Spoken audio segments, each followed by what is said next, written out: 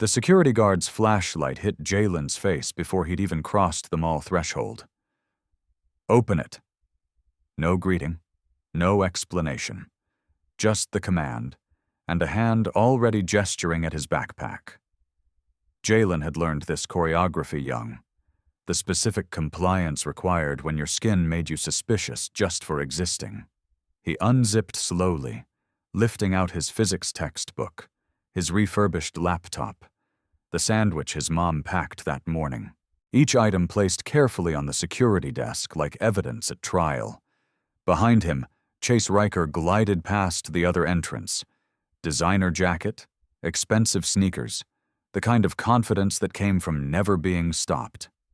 The guard there just nodded. Smiled even. People like him don't get questioned. The phrase echoed from last week's scholarship meeting, when Oliver Finch had asked about cultural fit, while avoiding Jalen's eyes. The same Finch whose name was on this guard's badge. Probably a relative, Jalen thought, wondering how many institutions shared DNA like this. "You're clear." The guard waved him through without apology. Jalen rezipped his bag, swallowed the familiar burn in his throat, and headed toward the tutoring appointment that would change everything. 2 hours later, he stood in the Kingsley foyer, all Italian marble and cathedral ceilings, trying not to touch anything that probably cost more than his mom's monthly salary. "Nyla's upstairs," Mrs. Kingsley said, her smile performing welcome while her eyes performed assessment. "We appreciate you coming on short notice, Jalen. We've heard excellent things about your tutoring." The "we" felt institutional, collective, like a verdict. He found Nyla sprawled on a bed the size of his entire bedroom, glaring at her phone with the specific fury of someone who'd just discovered they were being monitored. "They put a tracker in my car." She thrust the screen toward him. "AirTag, hidden in the wheel well. Look, every coffee shop, every friend's house, every moment I thought was mine, all mapped like crime scenes." Jalen set down his calc materials. The tracking history read like a surveillance file. Timestamps, locations, routes color-coded by frequency. "I could help you disable—" "No." She cut him off, sitting up with sudden focus. "Disabling it just starts a fight. I need something smarter. I need them to think I'm making their perfect choices while I figure out my actual life." She explained it then. The whole trap. Parents who'd mapped her future since kindergarten, a finance degree at their alma mater already assumed, her design dreams dismissed as cute hobbies she'd outgrow. The AirTag was just the latest tool in 18 years of benevolent control. "So here's my proposal," Nyla said, and her voice carried the specific desperation of someone who'd run out of conventional options. "You be my fake boyfriend, the nice boy from AP Calc who studies hard and has no red flags. It gives me cover to breathe while I build my design portfolio. I pay you double your tutoring rate. We both win." "I can't." The refusal came automatic, his mom's voice in his head. "Honesty is the only currency that matters when you have nothing else, baby. Don't trade it cheap." "Why not? You need money for—" Nyla stopped herself. "Sorry, that was presumptuous." "It's not about money," though it partly was. The hospital bills, his mom's double shifts, the guitar in his closet he couldn't make himself play. "It's about what happens when you start justifying small lies for good reasons. You stop noticing when the lies aren't small anymore." Nyla studied him for a long moment. Then she pulled out a fresh notebook, flipped to a clean page. "What if we write it down? Every boundary, every rule, no actual intimacy, just public appearances. Academics stay priority. Either of us can end it immediately if it gets messy or hurts someone. We make it a contract, not a lie. Strategic truth, like you said.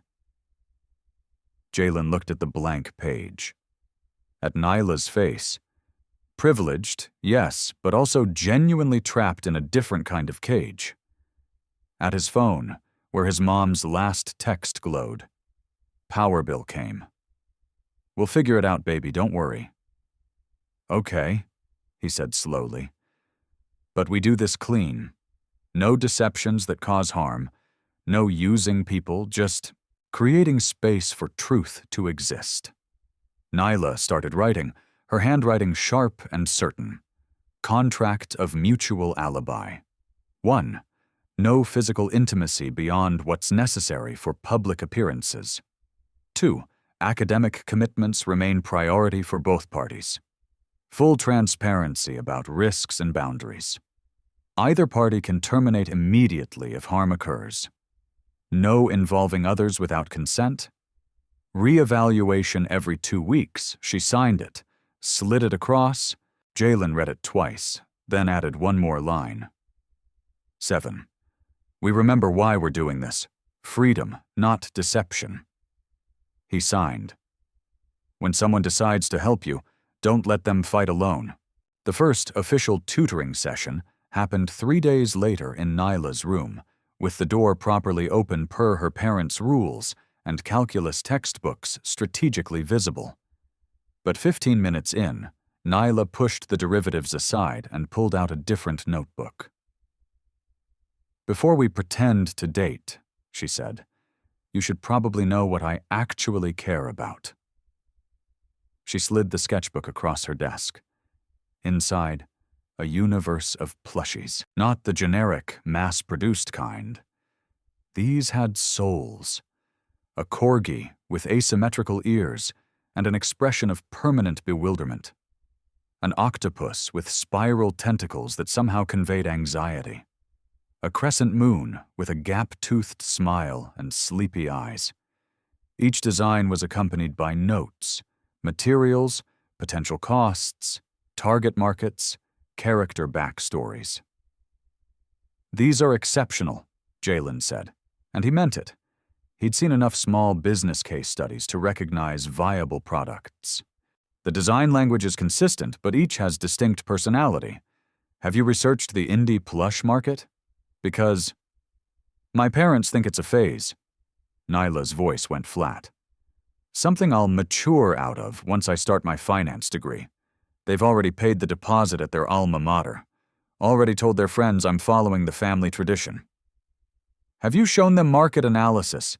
Independent plushie designers are generating. They don't want data. They want compliance. She flipped to a page covered in profit projections and competitor analysis. I've done the research, built the business case. None of it matters because they've already decided who I'm supposed to be. Jalen thought about the scholarship committee, about Oliver Finch's careful words about fit and culture, about how some people's futures got decided by others before they ever had a chance to choose. Then we make them see different data, he said. The next day, Jalen sat before the scholarship renewal committee. Same airless room, same administrator faces, same coffee that smelled burnt and institutional. We need to discuss concerns about your integration, Oliver Finch began, shuffling papers without making eye contact. This institution has a particular culture, a certain way of doing things. We want to ensure you feel you can, well, adapt appropriately. Adapt. The word landed like a demand for transformation. I maintain a 4.0 GPA while working 20 hours a week, Jalen said, keeping his voice level. I founded a peer tutoring program that's helped 15 students raise their grades.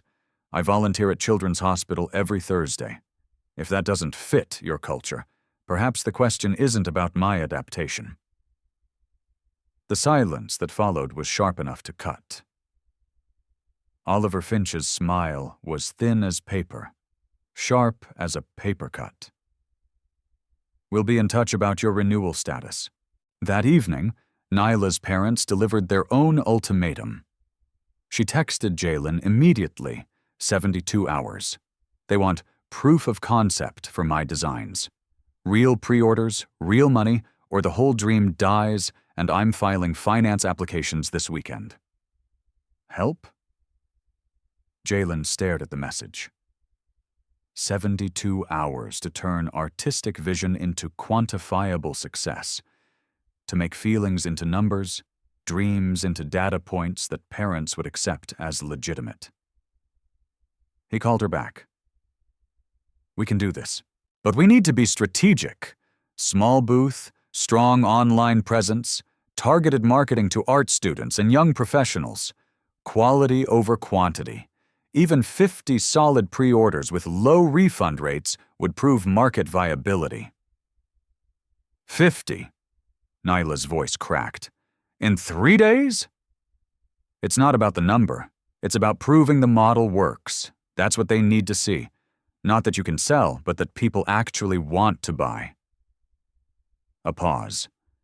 Then, okay. Let's build something real. Dreams only need one small proof to be heard. Thursday afternoon, Jalen told Nyla he had a thing and would meet her later. He didn't explain, didn't elaborate, just disappeared after sixth period with his guitar case, the one he usually kept buried in his closet under winter coats and old textbooks. Nyla, curious about what filled the careful gaps in his schedule, followed him. She found him in the pediatric ward of Riverside General, sitting in a chair that was too small for his frame, guitar across his lap, playing for a semicircle of kids with IV poles and tired eyes. His voice was different here, softer, gentler, the kind of sound that made broken things feel less alone. He played a classic lullaby with quiet skill, and a girl with a bandaged head sang along in a whisper. He played You've Got a Friend, and a boy missing his hair smiled for the first time in what looked like days. Nyla stood in the doorway, invisible, watching this other version of Jalen, the one who existed outside test scores and scholarship committees and fake dating contracts. After, in the hallway that smelled like antiseptic and hope, she caught up to him. You didn't tell me you played. I don't, not anymore. He stared at the guitar case like it was evidence. Not since. The story came out in fragments, sharp pieces of something that couldn't be made whole. His little sister, Ava, very young, gap-toothed smile, obsessed with Tweety Bird cartoons. 2 years ago, walking home from school, the route she'd walked 100 times, the motorcycle that came out of nowhere, the impact, the driver who never stopped, never slowed, never looked back. Witnesses said dark bike, maybe black or navy. One kid thought there was a yellow sticker on the back. Tweety Bird maybe, but they weren't sure. The detective said it wasn't enough. Jalen's voice was flat, factual, like he'd sanded down all the edges that could still cut. They never found who did it. And you were... I was supposed to walk her home that day, but I had math league practice. Coach said we needed me for regionals. I told Ava to go ahead, that I'd catch up. I chose... He stopped, started again. I chose a math competition over my sister's life. Jalen, you couldn't have known. Couldn't I? He looked at her finally, and his eyes were old.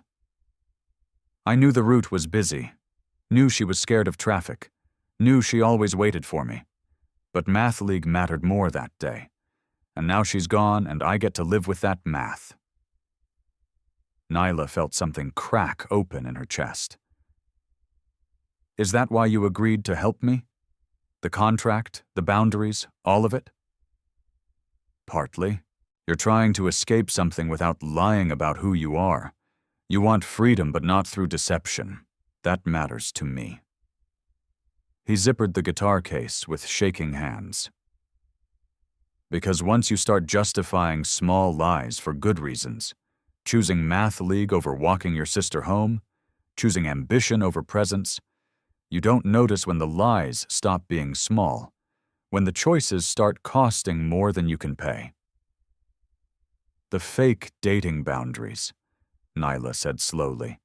They're not just about us. No, they're about remembering that every choice has weight, every shortcut has cost. I won't help you escape your cage by building a new one made of lies. Nyla stepped closer. Then we keep it clean. We keep it honest. And we make sure Ava would be proud of what we're building. Jalen nodded, couldn't speak. Sometimes one person truly listening cuts the pain in half. They built the proof of concept like architects constructing a bridge between dream and data. Hour 1-8. Jalen coded a simple but elegant landing page. Clean design, Nyla's best plushie renders, a pre-order system with clear terms. Refund policy prominently displayed. They weren't trying to trap anyone. Hour 9-16. Nyla designed posters with QR codes. Not desperate, not begging, just local designer, original plushies. Pre-order now, limited first run. They posted them outside the library, in the art building, at the indie coffee shop where creative students congregated. Hour 17:24. They set up a physical booth during lunch period. Real samples made from Nyla's allowance savings. A tablet showing the website. No pressure, just presence. The numbers climbed slowly, then faster. By hour 48, 73 pre-orders. Refund rate at 4%. By hour 68, 127 pre-orders. Real money, real interest, real proof. Nyla stared at the spreadsheet like it was a lifeline thrown across dark water. "It's working," she whispered. "People actually want—" "They want what you're offering," Jalen corrected. "Because it's good. Because you're talented. The numbers just prove what was already true." But Tuesday afternoon, hanging the final push of posters before the deadline, the security guard from the mall appeared. Same flashlight, same assumption. "You got permission for these?" He yanked down a poster without waiting for an answer, eyes locked on Jalen. "Yes," Nyla said immediately. "Student activities approved. I'm asking him." The guard's tone made it clear who he believed was the problem. Before Jalen could respond, Nyla's father rounded the corner, checking on his daughter's tutoring arrangement. "Probably." "Everything all right here?" "Mister." Kingsley's voice carried the specific authority of someone used to having his questions answered. The guard's posture shifted immediately, relaxed. "Just making sure the solicitation rules are followed, sir. You know how it is." "I'm sure the young man understands the boundaries." Mr. Kingsley's eyes flicked to Jalen, and something in that glance carried the weight of every assumption he'd ever made. "People like him usually know where the lines are." People like him. The phrase hung in the air like smoke. Nyla's spine went rigid. When she spoke, her voice was ice over fire. "People like him? You mean the person with a 4.0 while working 20 hours a week? The one who runs a charity music program at the hospital? The one who's helped me build a viable business model in 72 hours? Those people?" Her father's expression shifted. Surprise, then something that might have been shame. "Nyla, I didn't mean—" "Yes, you did. You meant exactly what you said." She stepped between her father and Jalen. "And you're going to look at our numbers tomorrow. Actually look, not just glance while deciding I'm going to fail. Or I'm applying to UCLA design program, and you can explain to your country club friends why your daughter chose her own path over your comfort." The guard mumbled something about finishing his rounds and disappeared. Mr. Kingsley stood there, face flushed. "We'll discuss this at home." "No, we'll discuss it now. The 72 hours ends tomorrow at 5 p.m. You gave your word you'd evaluate the results fairly. I'm holding you to it. Her father nodded slowly, turned, and left. Jalen exhaled. You didn't have to. Yes, I did. Because if I let that slide, everything we're building means nothing. That night, Mr. Kingsley sent an email. Subject: conditional approval. Nyla, I reviewed your metrics with our finance team. The conversion rates, organic engagement, and customer demographic data indicate genuine market demand. This is not a hobby. This is a viable business model. If you can demonstrate sustained interest beyond the initial campaign, I will fund your first production run and support your UCLA application. I also owe Jalen an apology I'll deliver in person. You were right. I saw boundaries where I should have seen talent. Nyla read it 3 times, not quite believing. Opportunity grows from small numbers, when someone's willing to count with you. Chase Riker's studio sat in an industrial lot 20 minutes from campus. All exposed brick, professional soundproofing, equipment that cost more than most cars. The kind of space parents bought to indulge a creative phase they assumed would pass. Thought you guys might want to see what a real setup looks like, Chase announced, gesturing like a king showing his domain. Nyla's friend group had been invited. Some end-of-term celebration thing. Nyla brought Jalen as her boyfriend, maintaining the cover they'd built. The space was impressive. Vintage amps lined one wall, a drum kit that probably required a small mortgage, recording equipment with lights that blinked like a spaceship control panel. And in the corner, covered with a tarp, a motorcycle. Jalen's attention snagged on it immediately. Something about the way Chase had positioned it, half hidden but also half displayed, like a secret he wanted to tell. The friend group scattered to explore. Someone found the mini-fridge stocked with expensive energy drinks. Someone else started testing the acoustics. Jalen drifted toward the motorcycle, casual, just looking around like everyone else. The tarp had shifted, probably from the vibrations of the music equipment, and at the rear fender, a corner of yellow showed. Bright yellow, cartoon yellow. His heart stopped. Tweety bird, every detail from the witness reports flooded back. Dark bike, yellow sticker. The detective's voice. Not enough for a warrant, son. Could be hundreds of bikes like that. But here, in Chase's private studio, hidden but not quite hidden. Jalen's hands trembled. He wanted to rip the tarp off, wanted to scream, think, document, do this right. He pulled out his phone, angled it like he was checking a text message. 3 photos from where he stood. Public area of the studio. No trespassing. Nothing that violated the legal search threshold. The partial sticker visible in each shot. On the nearby workbench, a receipt. He could see it from where he stood, could read the header. Fender repair and custom paint. No plate registration required. Cash payment, $850. The date, 3 weeks after Ava's death. One more photo. Clean. Legal. Documented. Chase appeared at his shoulder.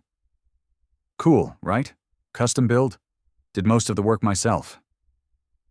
Jalen's voice came from somewhere far away. Impressive. Must have taken a while. Couple years. Had to fix some damage from a previous owner, but she runs perfect now. Previous owner. The lie was smooth, practiced. Jalen nodded, smiled, died inside. That night, he sat in his room staring at the photos. The detective's card was still in his wallet. Detective Lila Moreno, Hit and Run Division. If you ever remember anything. He could confront Chase. No. his mom's voice. Justice isn't revenge, baby. It's doing right when doing right is hard. At 2:47 a.m., he composed an email. Detective Lila Moreno. I may have information relevant to case 2023-4471. Ava Carter, hit and run. Observed motorcycle matching witness description at address. Photos attached, all taken from public area of space, no illegal search. Vehicle shows yellow decal consistent with witness reports. Also found receipt for fender repair tar no plate transaction dated weeks after incident. All documentation obtained legally. Ready to provide formal statement if needed. Jalen Carter. He attached the photos, reviewed everything twice, hit send. Then he closed his laptop and let himself shake. Justice doesn't need shouting, just evidence in the right hands. Detective Lila Moreno called Friday morning at 6:47 a.m. Jalen, I got your email. I need you to walk me through exactly how you obtained these photos. Everything. Don't leave out details. A defense attorney will pick apart any inconsistency. Jalen explained. The group invitation, the public nature of the studio space, standing in common areas, the tarp shift that revealed the sticker, the receipt visible on the workbench. No doors opened without permission. No drawers searched. Nothing touched. And you're certain about the timeline? The receipt date? Yes, ma'am. March 15th, 2023. 3 weeks after... His voice cracked. I know, honey. Stay by your phone. Detective Lila Moreno moved with careful speed. The photos plus Jalen's documentation, plus Chase's presence near the original incident scene 2 years ago. She'd found that in old canvassing notes. Chase had been questioned as a witness, added up to probable cause. By Friday afternoon, she had a warrant signed by Judge Patterson. The language was specific. Permission to search motorcycle and related repair documents at address for evidence related to case 2023-4471. The chain of custody was pristine. The law was followed. No shortcuts. Meanwhile, Nyla sat in her room scrolling through old texts from Chase, looking for what she'd missed, what her privilege had blinded her to. There. Custom bike work is an art.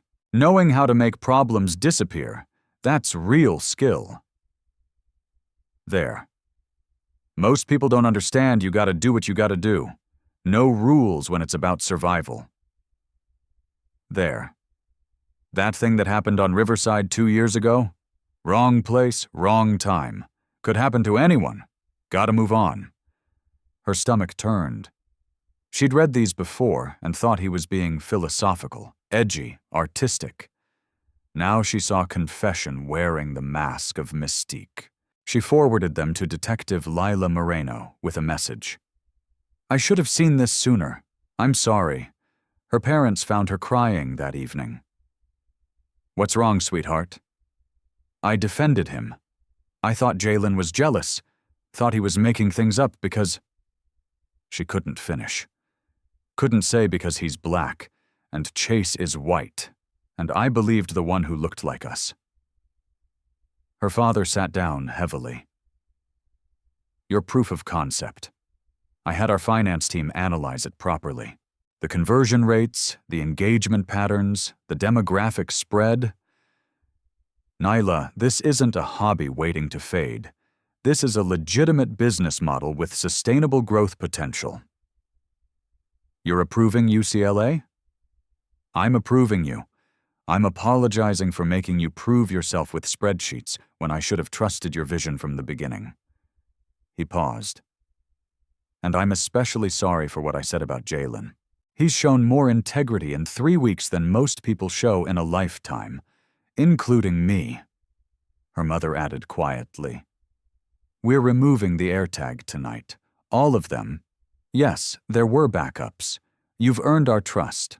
More than that, you've taught us we should have given it freely. Sometimes, love means facing truth, even when truth shatters comfortable illusions. Battle of the Bands night. The auditorium lights dimmed, the crowd roared, and Chase's group took the stage like conquering heroes. They were good. Undeniably good. The lead guitar riff was tight, the drums thunderous, Chase's voice smooth and confident as his smile. He stood center stage, soaking in applause, looking like someone who'd never faced consequences for anything in his life. Then the stage lights cut. House lights up. Harsh, fluorescent, revealing. Detective Lila Moreno walked through the center aisle, 2 uniformed officers flanking her. No sirens. They'd coordinated with school admin to avoid panic. But every eye in the auditorium tracked their movement. The music died mid-note. Chase Riker? His smile faltered, flickered, tried to hold. You're under arrest for vehicular manslaughter and leaving the scene of an accident resulting in death. Martinez's voice carried through the silent space. You have the right to remain silent. Anything you say can and will be used against you in a court of law. The Miranda rights rolled out like a script everyone knew, but never wanted to hear performed live. Chase's face went through a sequence: confusion, disbelief, anger, fear. His hands were cuffed behind his back with professional efficiency. Someone in the crowd whispered, "What's happening?"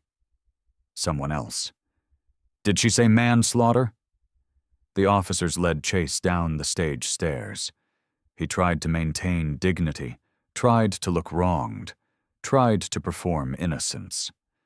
But Jalen, standing in the audience with Nyla beside him, saw something else. Recognition. Chase knew, had always known. Nyla's hand found Jalen's, not romantic, just human, anchoring both of them to something solid while the world shifted. "I'm sorry," she whispered. "Don't be sorry for his choices." "I'm sorry I didn't see, that my privilege let me not see." Jalen squeezed her hand. "You saw eventually. That matters." After, in the parking lot clearing out in stunned clusters, Nyla's parents approached. "Jalen." Mr. Kingsley's voice was different, humbled. "We owe you more than an apology. We owe you thanks and acknowledgement and shame for every assumption we made. We failed our daughter by failing to see what she saw in you from the beginning," Mrs. Kingsley added. "Extraordinary character, real integrity, the qualities we claim to value while being blind to them in front of us. We'd like to offer triple tutoring rate going forward," Mr. Kingsley continued, "plus a recommendation letter for any scholarship. I'll recuse myself from voting committees to avoid conflict of interest, and—" He paused. "An apology. To you, to your mother, to anyone we've hurt with our narrow assumptions about who deserves respect." Jalen nodded slowly. "I appreciate that, sir. But I need you to understand. I didn't do any of this for your approval. I did it because it was right. Because my sister deserved justice. Because helping Nyla find freedom while keeping integrity mattered more than any reward." "We know," Mr. Kingsley said quietly. "That's exactly why we're apologizing. Truth has rhythm. It arrives at the perfect moment and the whole room falls silent." 6 weeks later, spring arrived with the kind of light that made everything look possible. The prosecutor filed formal charges: vehicular manslaughter, hit and run, evidence tampering. Trial set for late spring. The case was solid. Chase's lawyer was already negotiating plea deals. Jalen started therapy. Real therapy. The kind his mom's improved insurance finally covered after she got promoted to day shift supervisor. Twice a week, he sat in a small office and learned that survivor's guilt was real, that it wasn't his fault, that Ava would want him to live fully, slowly, carefully, like relearning a language after years of silence. He began to play guitar again, Nyla got her UCLA acceptance to the design program, full admission, partial merit scholarship, a future she'd built herself. She'd launched a pre-order campaign for her first official production run. Modest numbers, sustainable growth, no inflated promises. Real. One of her designs kept selling out. A small guitar-playing bear with mismatched button eyes and a yellow bird patch on its denim overalls. All proceeds went to Children's Hospital. The dedication card tucked in each package read, "For Ava, who loved music and cartoons, and for everyone learning to sing again after silence." Jalen received his scholarship renewal, plus a full academic scholarship from an independent foundation that had somehow heard about his story. The recommendation letter from Mr. Kingsley emphasized 3 things: academic excellence, community service, uncommon moral courage. True to his word, he'd recused himself from the committee vote. "Character isn't what you do when rewarded," the letter concluded. "It's what you do when doing right costs everything and offers nothing back. Jalen Carter embodies this daily." Finals week. Jalen sat in the library, surrounded by physics equations that were starting to make sense again, when Nyla slid into the seat across from him. "So," she said, "about this fake dating arrangement." "Yeah? I was thinking, maybe we stop pretending it's fake?" Jalen looked up, really looked at her, saw someone who'd fought for her dreams, faced her privilege, chosen truth over comfort. "We'd have to rewrite the contract," he said. "Good thing I brought supplies." She pulled out a fresh notebook, new one, clean pages that smelled like possibility.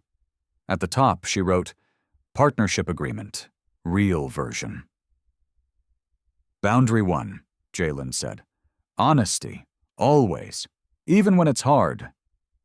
"Boundary 2, we support each other's actual dreams, not the versions other people want us to have." "Boundary 3, we keep fighting for what's right, even when, especially when, it costs something." "Boundary 4, we acknowledge our different privileges and work to see each other clearly." "Boundary 5, we remember that love isn't about perfection. It's about showing up honestly every day." Nyla wrote it all down, then added one more line. "Boundary 6, we remember that some of the best things start as careful agreements and end as love." She looked up. "Too cheesy?" "No," Jalen said, and he was smiling, really smiling, for the first time since Ava died. "It's perfect." That evening, Nyla pulled the AirTag from her desk drawer, the one her parents had removed from her car. She'd kept it, not sure why. Now she knew. She packaged it carefully in a small box with a note. This used to mean control. Now it means, you are safe, you are seen, you matter. May whoever finds this know they're watched over with love, not suspicion. She mailed it to the pediatric ward's general donation address. Some gifts only make sense after you've walked the whole path. Outside the library, sunset painted the campus in gold. Jalen and Nyla walked toward the parking lot, hands linked, talking about summer plans and production schedules, and whether therapy was supposed to hurt this much while helping. "Do you think Ava would approve?" Nyla asked quietly. Jalen considered it. "Yeah. I think she'd say I finally got the math right, that some equations are about more than numbers. They're about finding what balances. What balances you? Truth, justice, you." He squeezed her hand. "Not in that order." Nyla laughed. Real, full, free. Stories only find their ending when more eyes follow along. Maybe those eyes are yours.